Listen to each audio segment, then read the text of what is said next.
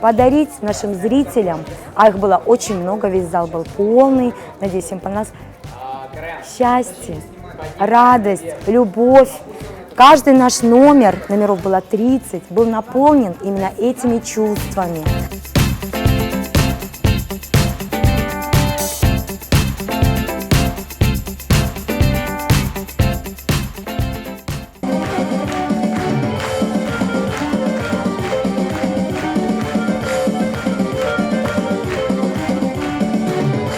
Ансамбль Милевше для меня это как вторая семья. Я здесь с самого детства, и я здесь росла, и воспитывала меня так же, как и моя мама.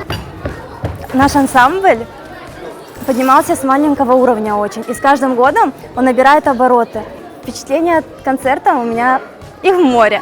Были у меня и слезы, и переживания, и радости.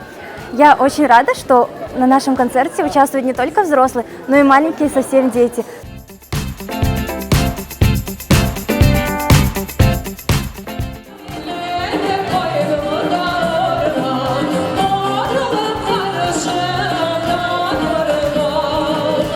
Şen bir konser parlaq oldu. 30 çıkıştan bir nefeste geçti ve pek meraklı oldu. Herkes, ana babalar ve babalar herkes pek kuvana. Onlarga bugün böyle bir Milevşeli bir bayram oldu.